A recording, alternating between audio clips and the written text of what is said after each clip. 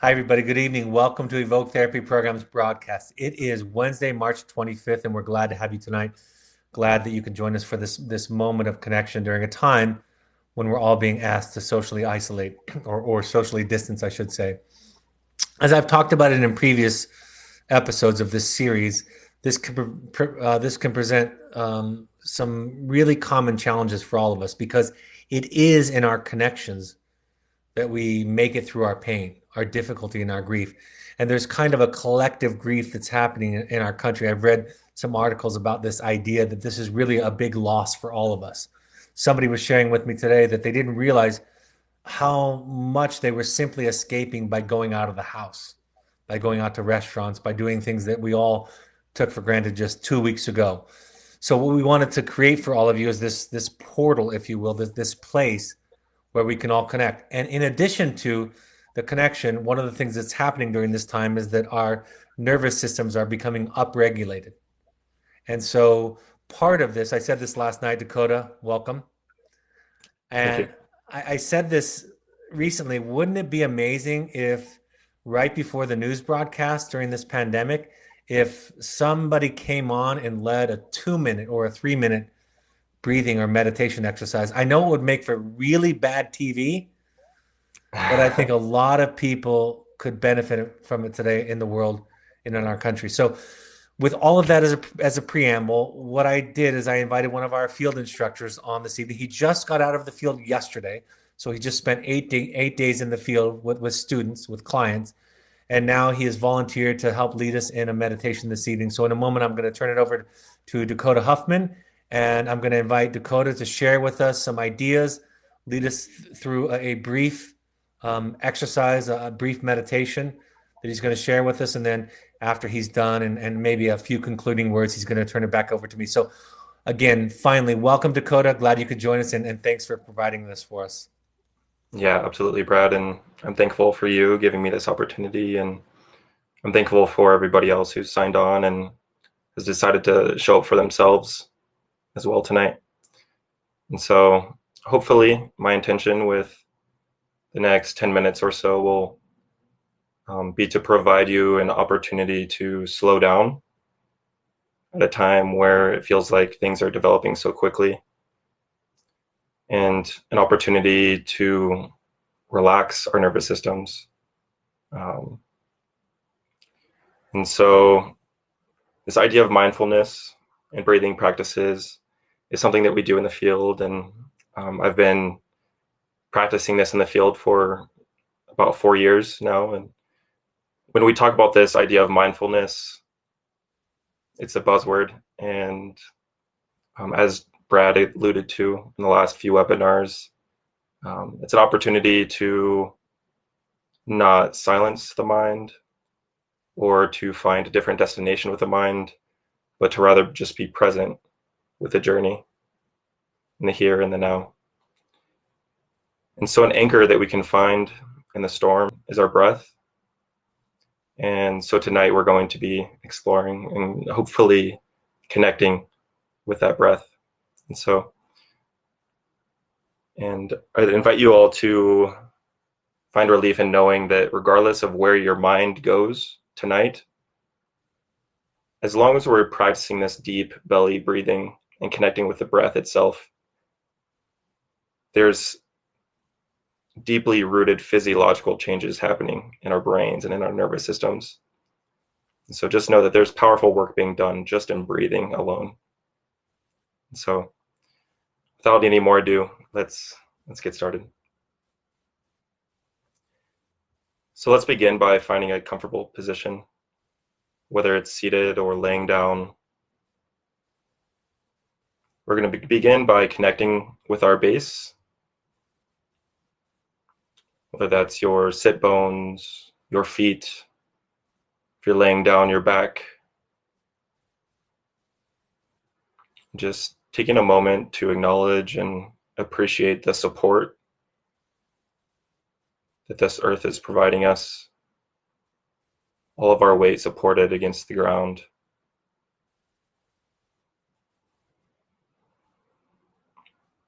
And I invite you to close your eyes if you're comfortable, or simply softening or lowering your gaze, relaxing your eyelids, your forehead, your jaw. And I'll simply notice the natural rhythm of your breath without changing it.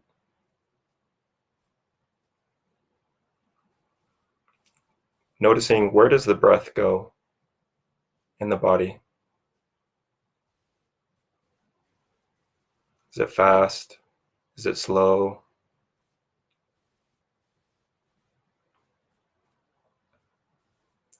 Now I invite you to bring that breath with your next inhale deeper, deep into the belly,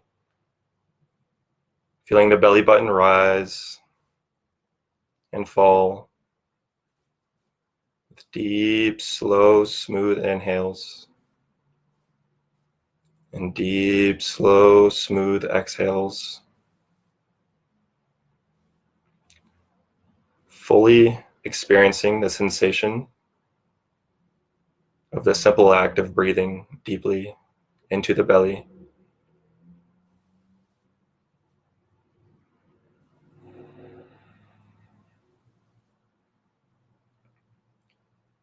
Finding a gentle rhythm in this deep breath.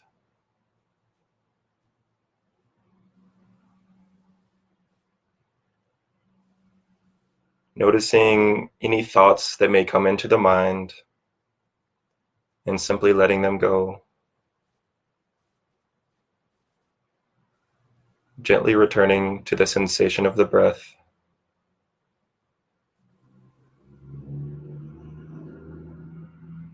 Breathing in, know that you are breathing in. Breathing out, know that you are breathing out.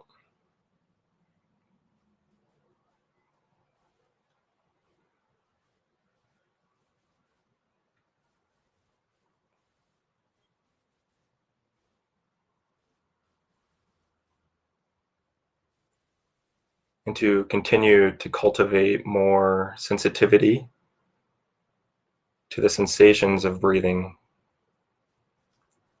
I invite you to explore the subtle pause in between the inhale and the exhale, and the exhale and the inhale.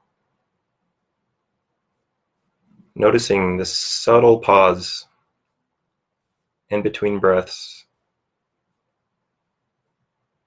similar to an ocean wave creeping up the beach and subtly pausing before it gently recedes back into the ocean.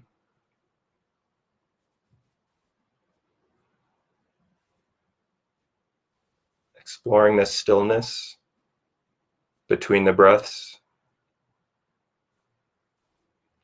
exploring this stillness between the thoughts.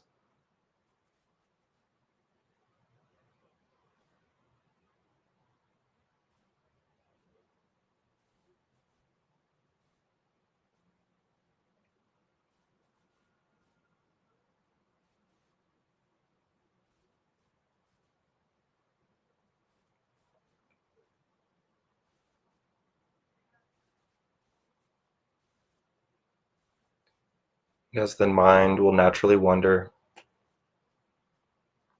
thoughts will come and go. We can gently bring our breath back to this deep rhythm,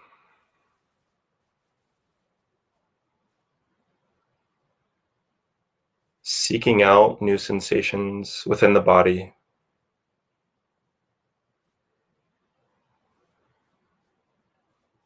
Breathing deeply and exhaling fully.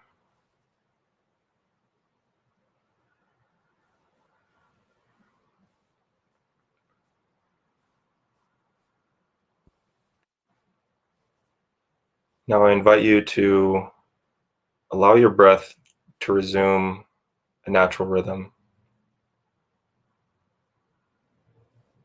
Allow the breath to become automatic once again. And simply notice any changes within the body or the mind. Exploring the sensation of this natural breath cycle.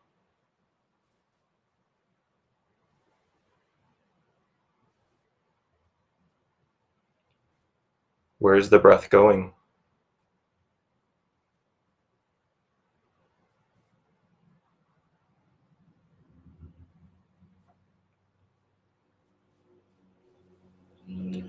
When you're comfortable, you can slowly open your eyes.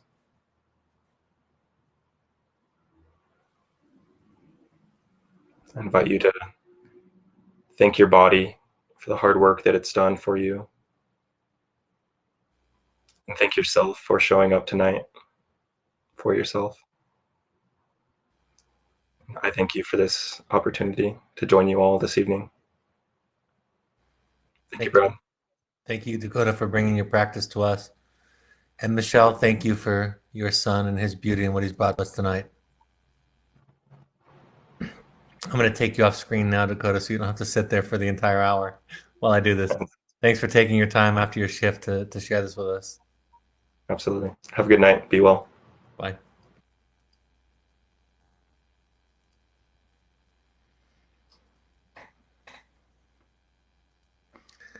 All right, everybody. Thanks for joining us this evening. Like I said, I don't have a pre-planned speech this evening to necessarily share with you, so I'm going to just take questions and answers. Of course, as always, I'll riff off of that and share some of my thoughts. So let's start with what Becky's question is. Becky says, a question about boundaries. I have not used them well in my parenting. I was a permissive parent that would then get upset.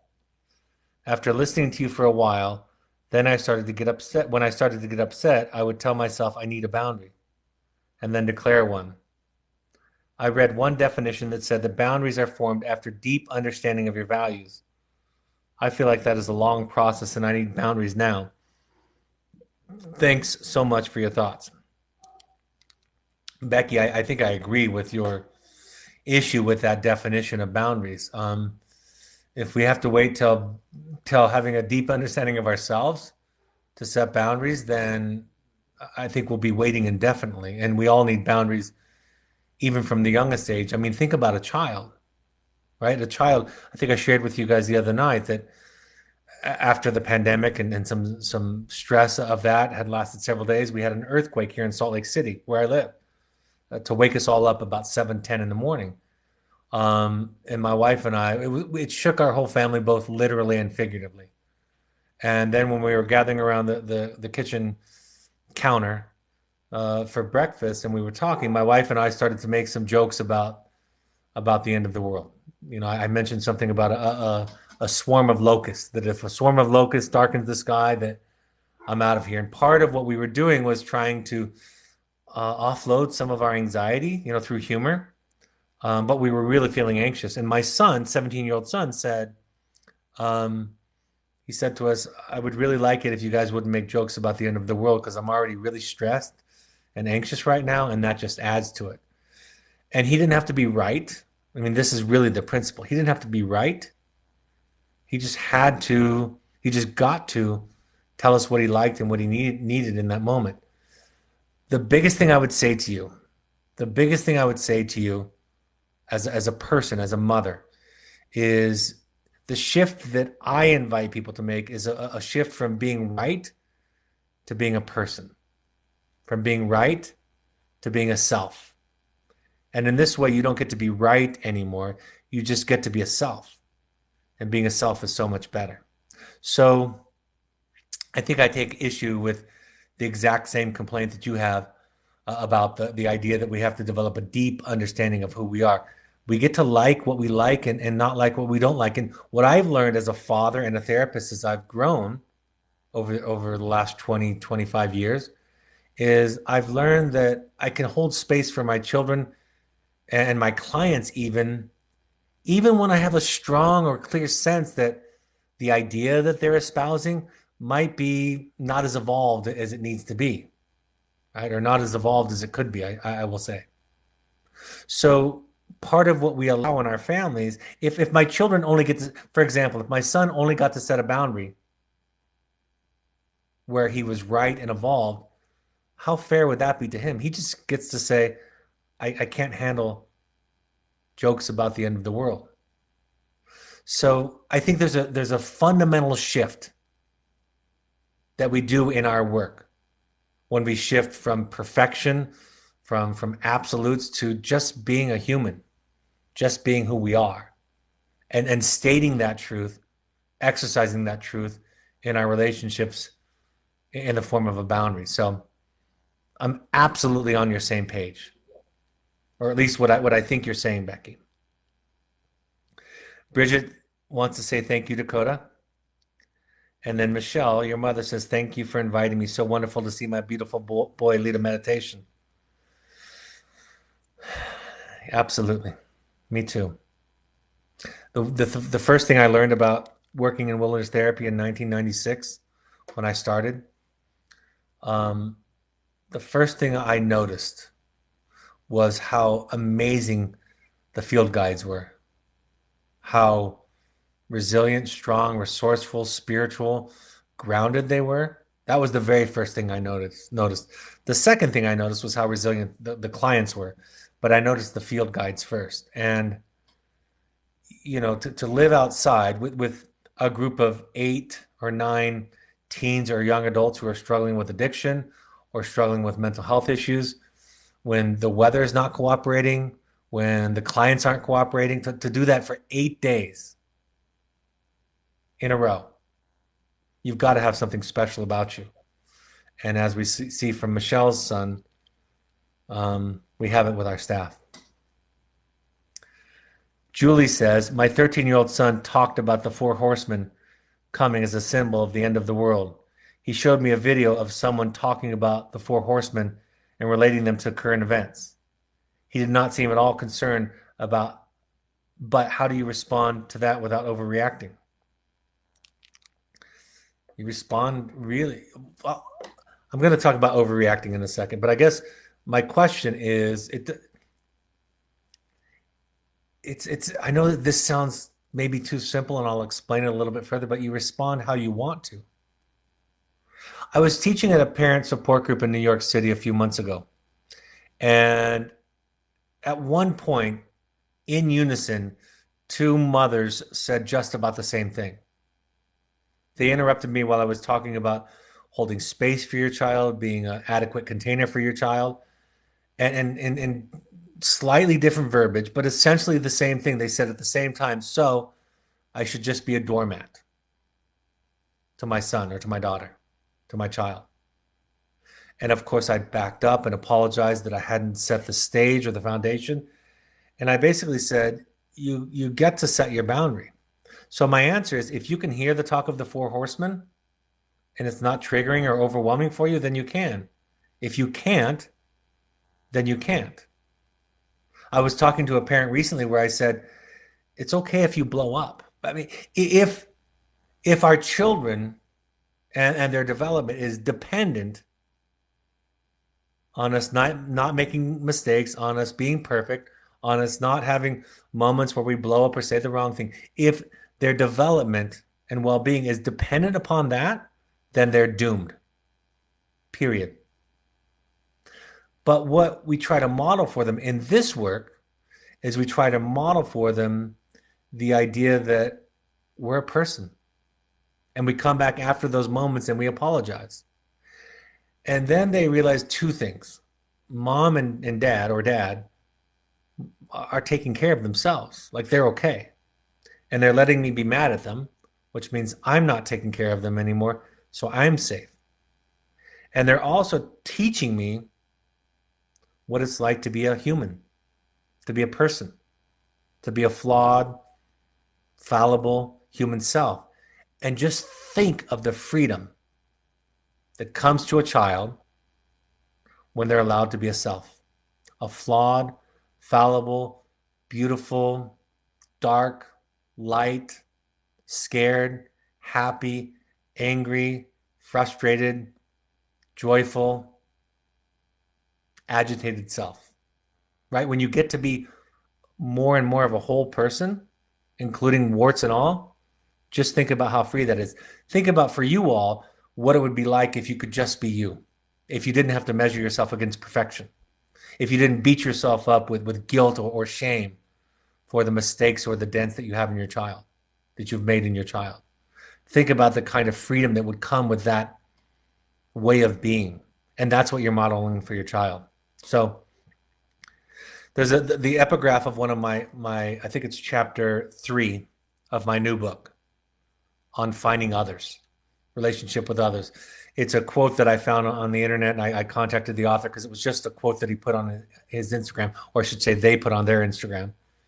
The quote was, a boundary is the distance between me and you where I can love me and you simultaneously.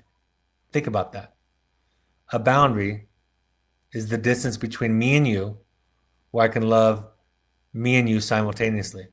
And there are times when my children, as they grow up, they overwhelm me with things they say, and I have to take space and walk away. And there are times, and if I compare myself now at 52 years of age to myself at 32 years of age or 28 years of age, when my first son was just a small child, if I compare myself to that, I have much more bandwidth than I did then. But I've also learned to be able to say, this is my limit and I can't go any farther. And I've also learned to carry around my horrible, rotten self when I make a mistake and apologize without a great deal of self-punishment and self-hatred. Right? That's the work.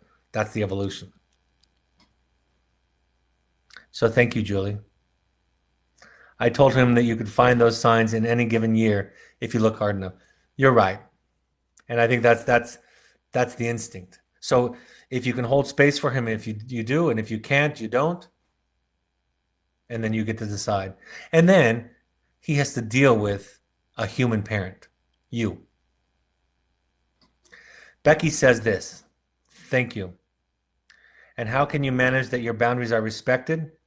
What if you kept talking about the end of the world? I am thinking about my communication with my 17-year-old son. Well, then there are consequences, right? There are limits, right? I mean, I'm not going to take you to the nuclear option, right? Which is, in some cases, the nuclear option is sending your child away to treatment or divorce or, not allowing your young adult child to live with you. Like that's the nuclear option. That's the end of the road, so to speak. But there are an infinite number of steps before that, like taking space, walking away.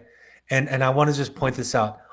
All of your attempts to enforce a boundary will be met with resistance initially, especially if there's a pattern of not setting and holding boundaries. Harriet Lerner calls it the obnoxious phase.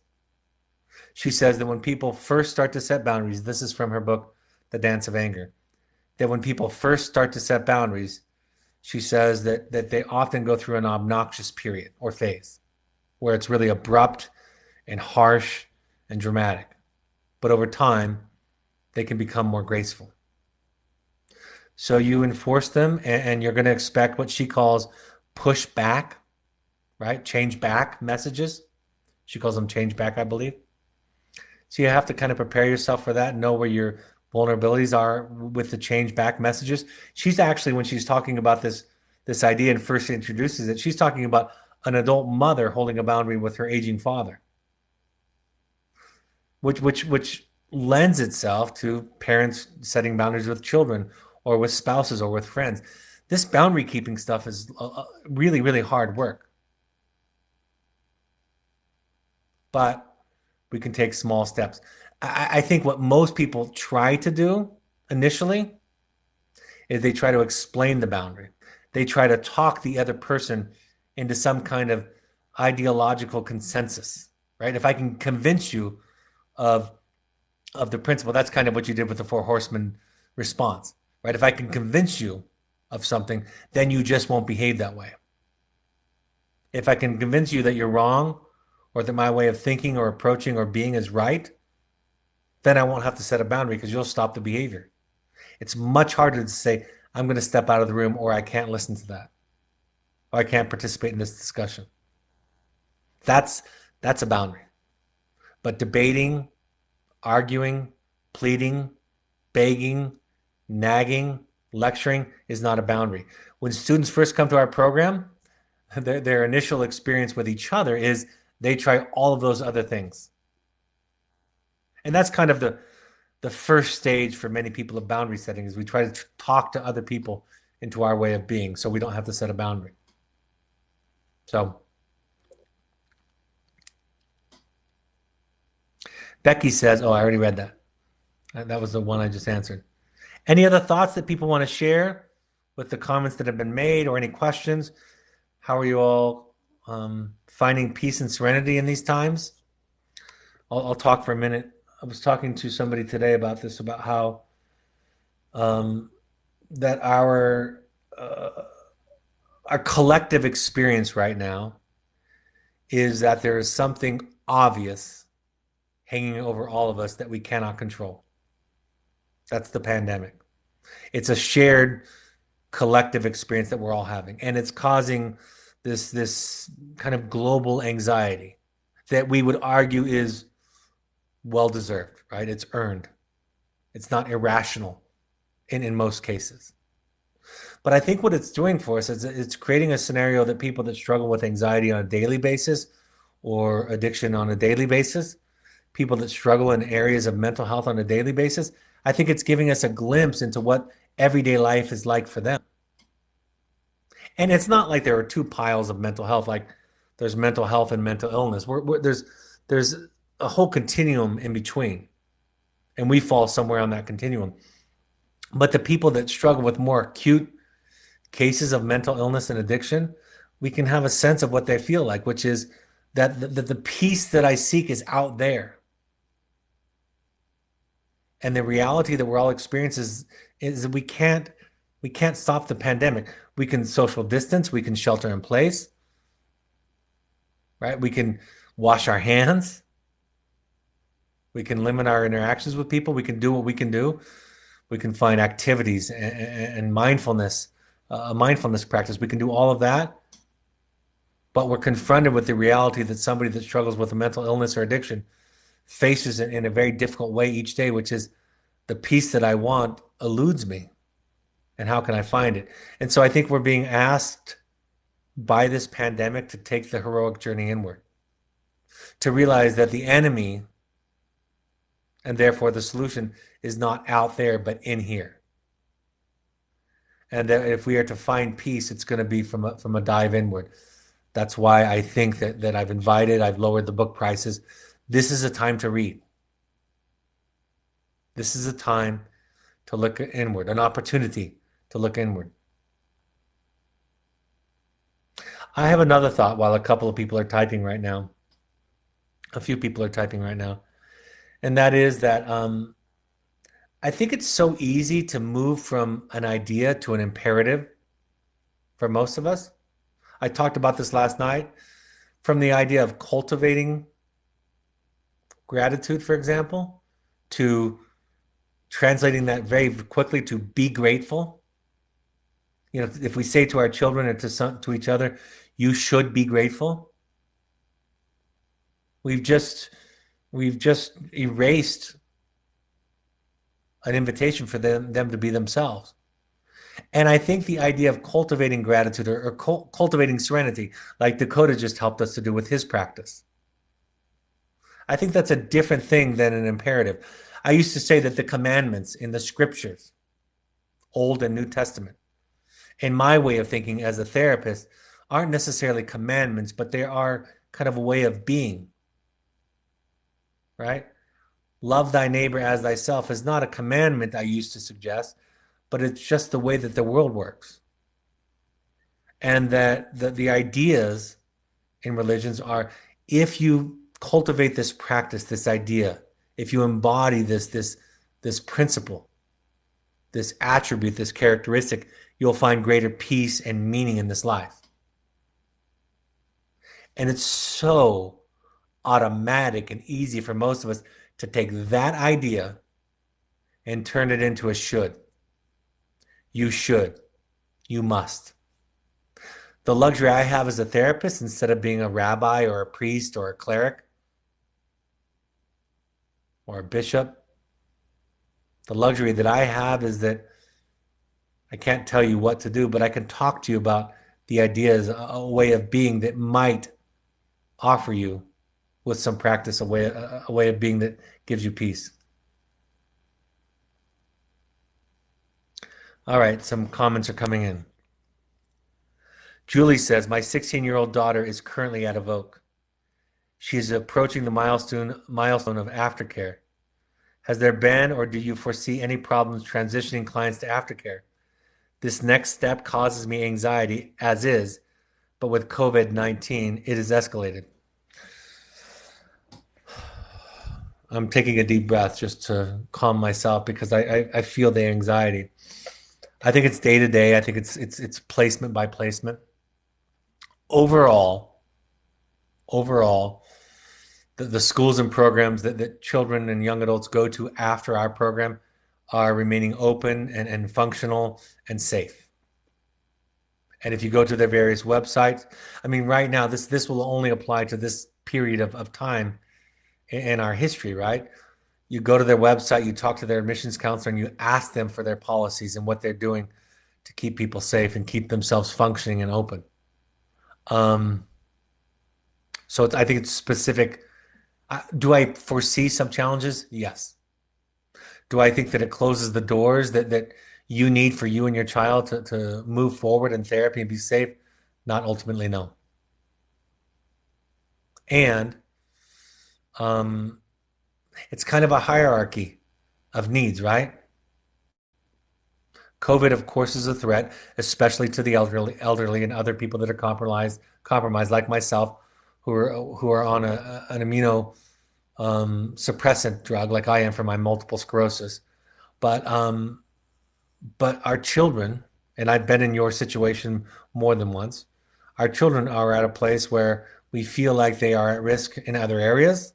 And even their behavior is going to put them at greater risk for COVID if they come home or come back to New York, for example. So my answer is yes and no, and I don't know. And I think it's a conversation to have with each individual site and to talk about them. And I think we're starting to get into a place where things are where we can see some consistency. Like, I'm less and less surprised about the arc and the uptick in cases and what we're seeing. It seems to be more predictable for us all. But as you know, as well as I do, all of you, what we thought a week ago isn't true today. And what we might think a week from now, we might not have considered today. So I wish I could be more reassuring and more complete in my answer, but that's my answer. Robin says, I am having a hard time putting into words my continuing struggles with setting boundaries with my kids that are in college. It is a transition away from children in the house to adult children. You know,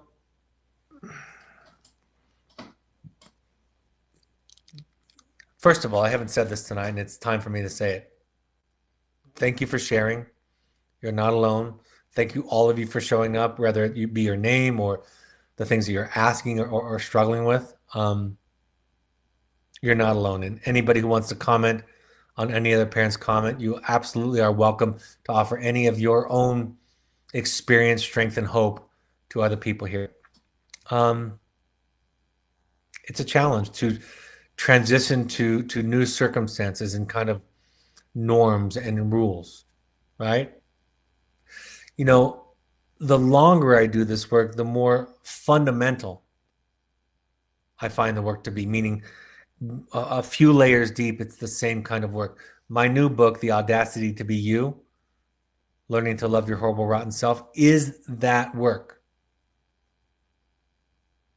I was just recording an audio version of it today. I'm in the middle of doing that right now, and I'm going to be having that produced and released here in the next month or so. And I'm aware that while there are differences between children and adult children, spouses, friends, colleagues, a family of origin. There are differences in all of those various circumstances.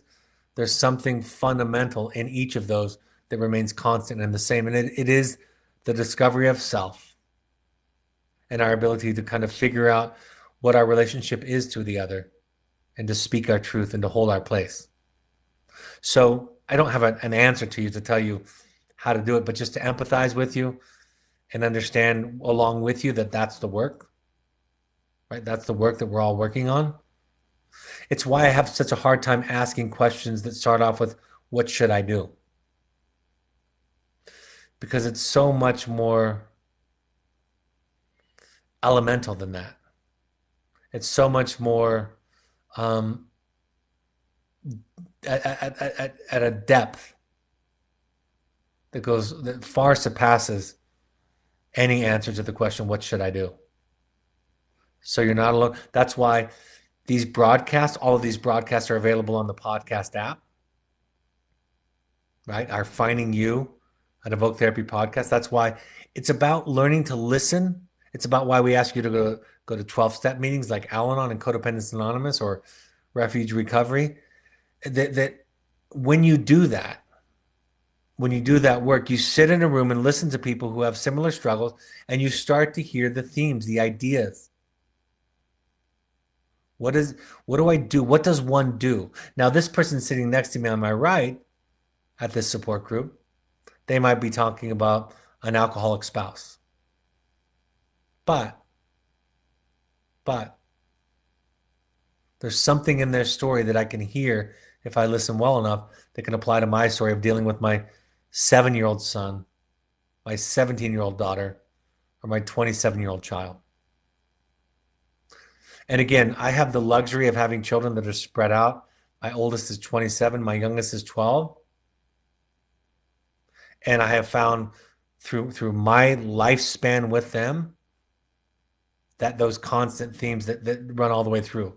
And it's really required me to understand, again, the depth beneath all of it. So thank you, Robin, for sharing that. Tatiana says, I actually consider that time as a gift.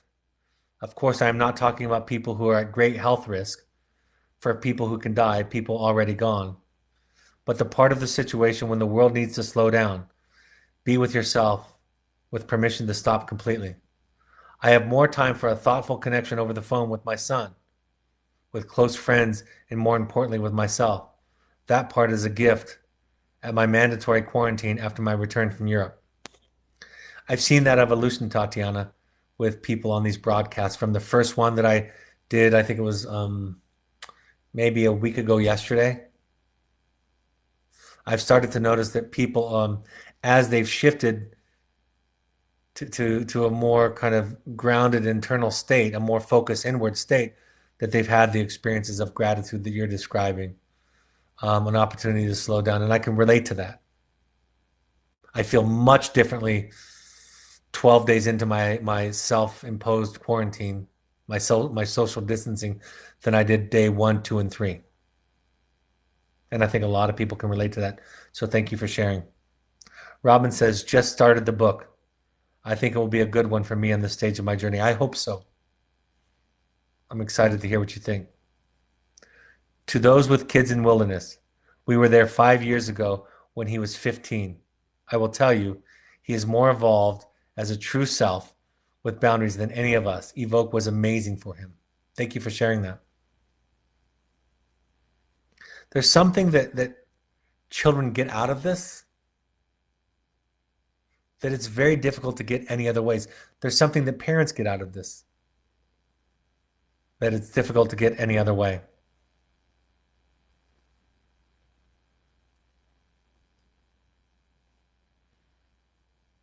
Beth says, I keep trying to stay in the moment and looking for ways to be helpful. People are sewing masks, and I can sew, but I wonder if the ones people are making can really be effective. Maybe it doesn't matter if they are or they aren't. The idea is just feeling like I'm doing what I can in the world that feels so out of control. Yeah, I think there's this balance, right? I've been finding, large chunks of time where I'm in my purpose, reading my book, right? Recording my book for, like I said the other day, it's going to take me it'll probably be about, I think about a 5 or 6 hour book in the end. I think that's what I'm told. And it'll probably take me about 15 hours to record it because I stammer and stutter so much and mispronounce words so much, like I just did in that sentence.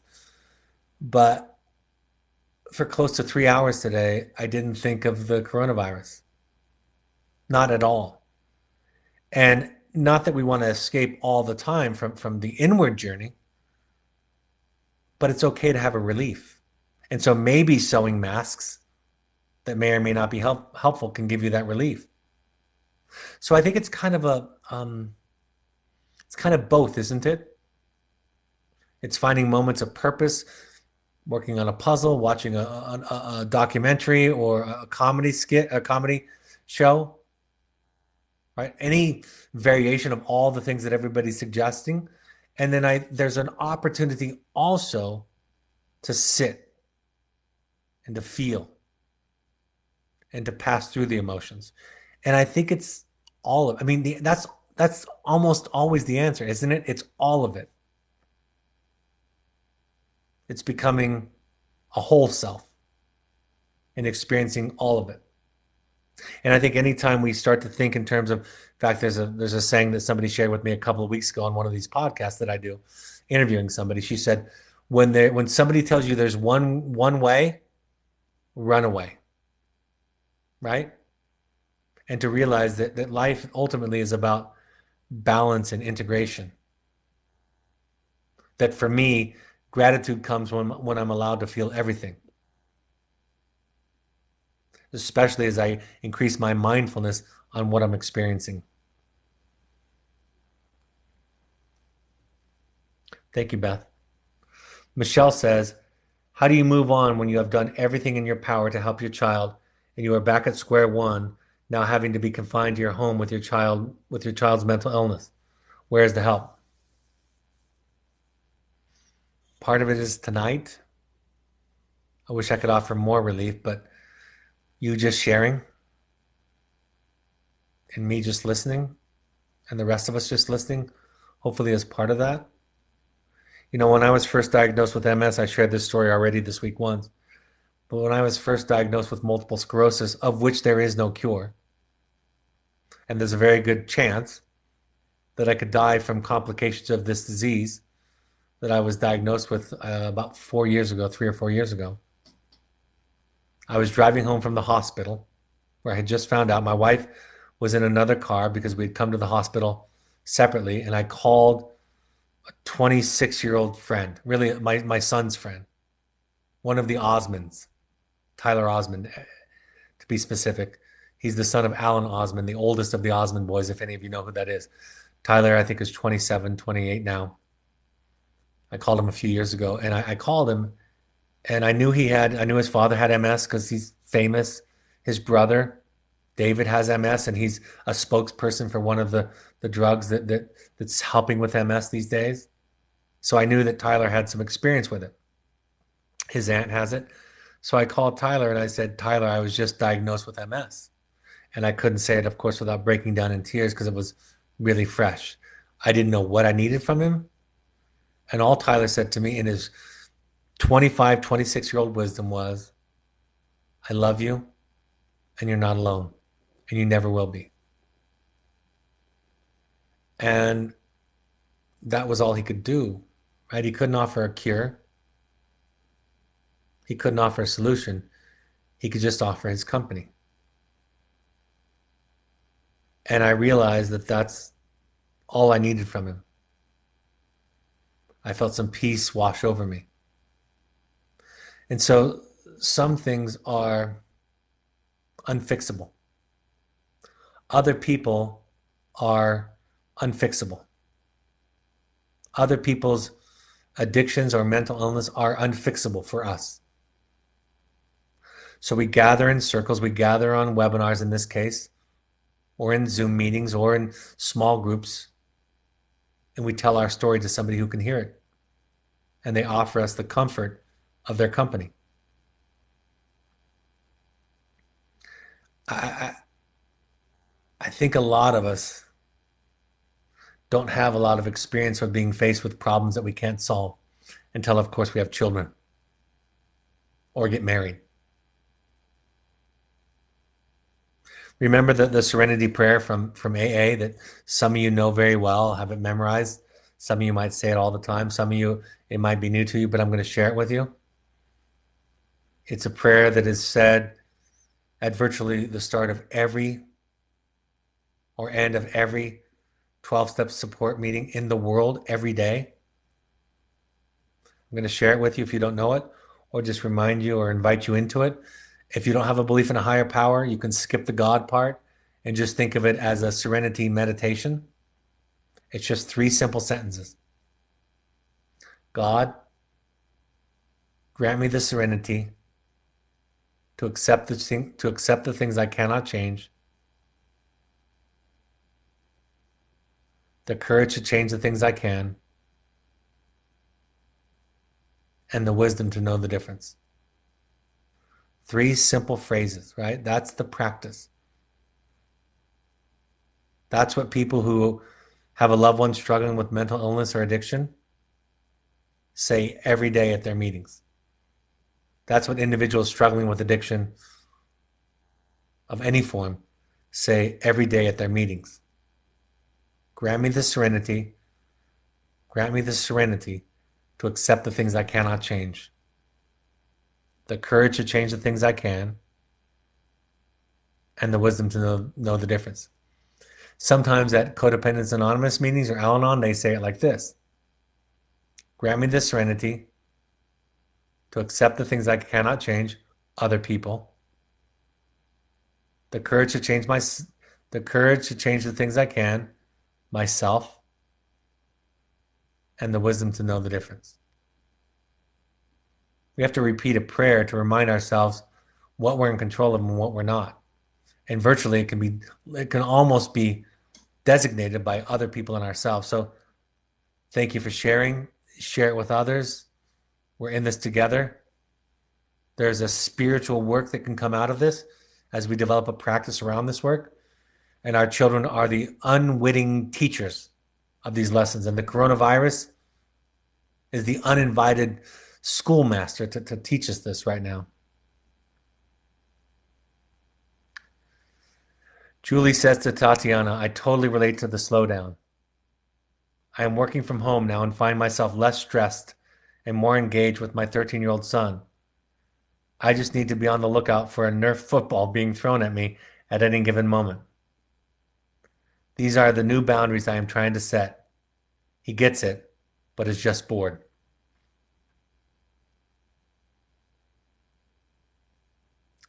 Oh, Becky asks about the song or the history of the song that's played at the beginning and end of each podcast.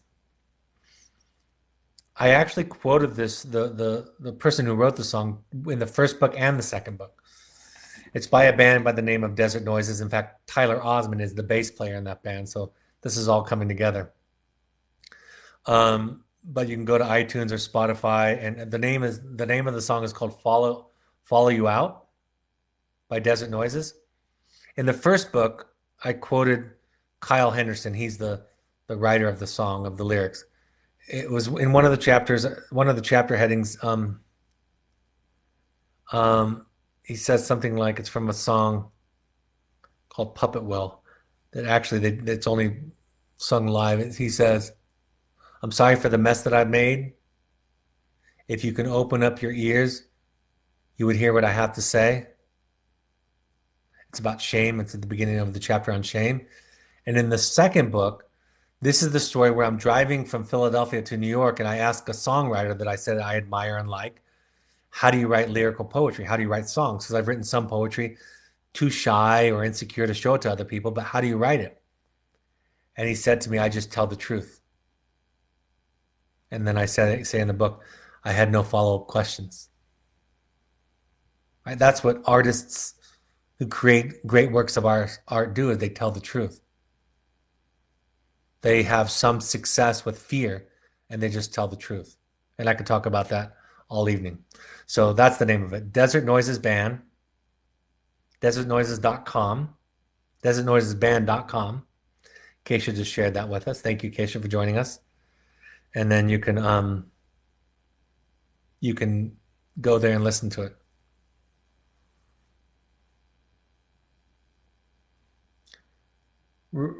Roshan, am I saying it correctly, Roshan?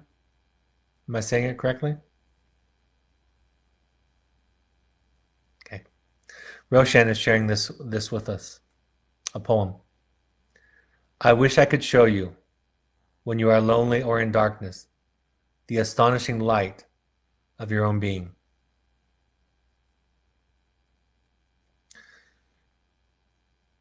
I shared this last night, but I thought about it again today. The famous quote from Ram Dass, where he says, I think it might be the last line of my book, my new book, so I'm ruining the ending for you. Or it's pretty close to the end. He says, we are all just walking each other home. And I find some comfort in that. Does anybody know what's the name? What's that one poem, since we're sharing poems? What's the poem? Oh, I'm forgetting the author's name. It's a German author, maybe even a Jewish German author. I'm not sure, but at the end of Keisha, can you look it up? The one that's at the end of Jojo Rabbit. Just look at poem at the end of by Rivka. Am I saying it right? Rivka. It's a great poem. Keisha, if you would post it for us, that'd be great. So Google poem at the end of Jojo Rabbit and post it here, and I'll read it for everybody.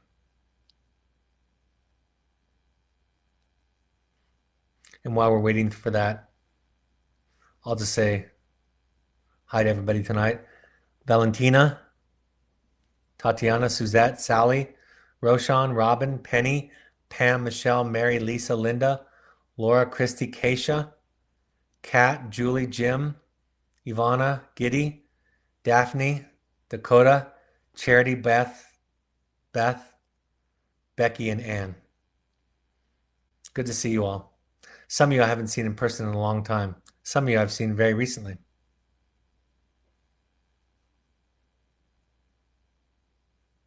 I'll end with that poem before we log out tonight. While I'm doing that, I'll just pull up last night's presentation just to give you some information. Our intensives, which will be starting up again when it's safe, of course. The April 22nd one is tentative right now, of course. May 27th is available. I am now running the July Finding You's twos.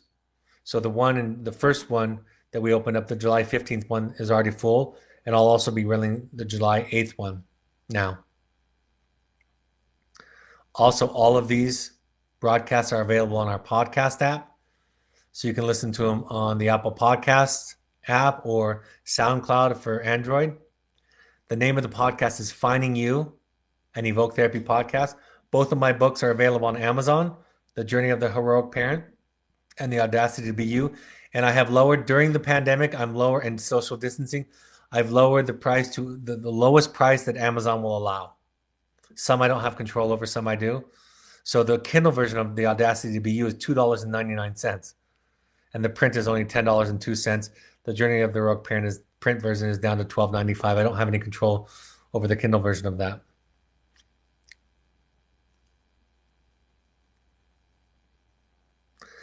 Laura is asking me if I'm familiar with Recovery International. I'm not familiar with it. So, sorry. You're welcome, Roshan. Thank you for sharing what you shared tonight and for your poem. Linda says, thank you for doing these special podcasts, Brad. We have one more again tomorrow. I'm going to bring on one of our therapists for the mindful activity at the beginning also for the meditation. Keisha, are you able to find that? You might have stepped away too. I didn't put you in this role before we started. So did you find that poem?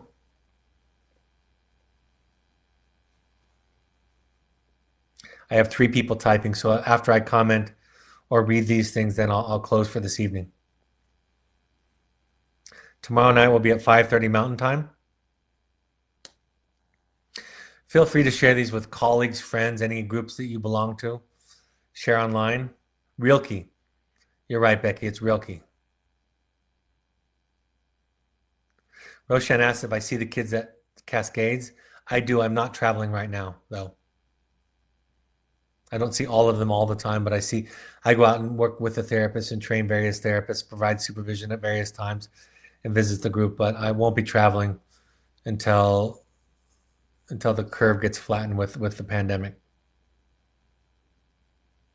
Well, I'll have that real key poem to share with you all tomorrow night if I can't have it now. So thank you for joining us this evening. Thank you for your participation. Thank you for your audience. Thank you for connecting. Just seeing your names on here brings me a sense of connection, especially for those of you who I know and haven't seen for some time. So it's really great. Laura says, I think the tools work incredibly well, especially for anxiety. Dr. Abraham Lowe has dozens of tools, but most people only need a handful to use throughout their life. An example of a tool is replace an insecure thought with a secure thought. Tools can be very helpful. On our way to enlightenment, tools could absolutely assist us to find peace and meaning and belonging and some relief from suffering for sure. So I'll wait for Beth's comment. What Beth is typing.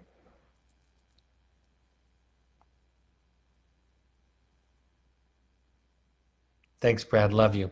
Love you too, Beth. All right, folks, have a great evening. I'll talk to you tomorrow night at 5:30. I'll have that real key poem for you, or you can look it up yourself, but I'll share it with you anyway tomorrow evening. Again, feel free to share this, invite people. These are open to the public, and I appreciate you connecting with us here tonight. Take care. Thank you again, Dakota, for sharing your practice with us. Talk to you tomorrow night. Bye-bye.